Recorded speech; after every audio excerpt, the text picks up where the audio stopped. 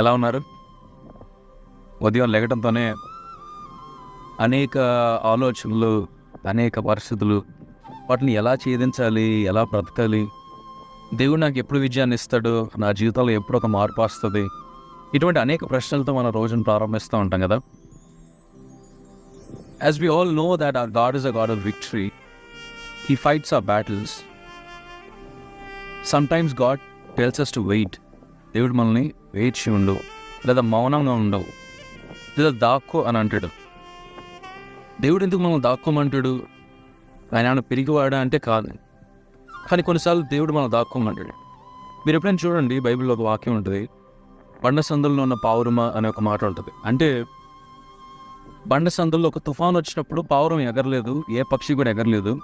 ఆ ఈదురు గాలులకు, ఆ బలమైన వర్షానికి ఆ యొక్క పావురం వెళ్ళి బండ సందుల్లో దాక్కుని ఉంటుంది. ఆ యొక్క బండ యేసుక్రీస్తు అయినాడు మన జీవితంలో. కొన్నిసార్లు వచ్చి నువ్వు దాక్కో, ఈ తుఫాన్ అయ్యేంత వరకు నువ్వు దాక్కో అని అంటాడు. నేను ఇంకా అర్థమయ్యే రీతిలో చెప్తాను. రోడ్డు మీద మీరు నడుచుకుంటూ వెళ్తున్నప్పుడు ఒక రోడ్డు మీద ఒక స్ట్రీట్ డాగ్స్ ఒక 2-3 కనపడినప్పుడు అక్కడ అవి క్రూరంగా ఉన్నాయి, అవి అరుస్తున్నాయి అని అనుకున్నప్పుడు వెనక్కి తిరిగి వెళ్ళిపోయాడు తెలివైనవాడు, లేదు అలాగే ముందుకు వెళ్ళిపోయాడు ఆ మూర్ఖుడు అంటారు.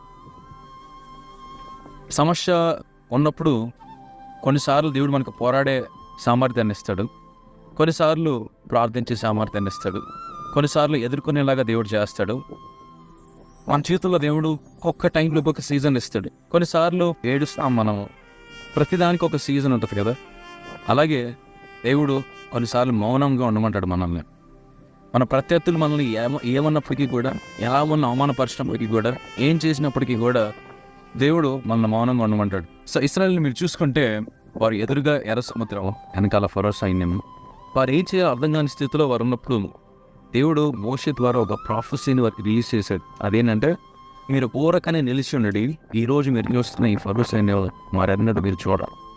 ఈ మాట ఎంత బలంగా ఉందంటే, వారు ఎంతో వేగంతో, ఎంతో కోపంతో వీరిని నాశనం చేద్దాం వస్తున్నారు. కానీ దేవుడు వారికి ఇచ్చిన మాట వారి సర్కమ్స్టాన్సెస్కి కంప్లీట్ అగెయిన్స్ట్గా ఉంది. వారి దగ్గరికి వచ్చారంటే నిమిషం బ్రతకరు. కానీ దేవుడు వారికి ఇచ్చిన వాగ్దానం చాలా బలమైనది.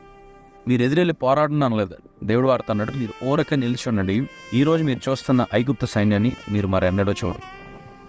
ఎప్పుడైతే వారు దేవుని యొక్క మాటను వారు నమ్మారో, నిజంగా వారి జీవితంలో మళ్ళీ ఎప్పుడూ ఐగుప్తుల్ని చూడడానికి దేవుడు వారికి ఎప్పుడు కూడా వారికి చూపించలేదు. అక్కడికక్కడే ఐగుప్తు సైన్యాన్ని దేవుడు నాశనం చేశాడు. ఈ రోజున మీ జీవితంలో ప్రతి సమస్యను కూడా దేవుడు నాశనపరుస్తాడు. ఒక కొత్త జీవితాన్ని దేవుడు మీకు ఇస్తాడు, మిమ్మల్ని అభివృద్ధి పరిచేవాడిగా ఉన్నాడు. God bless.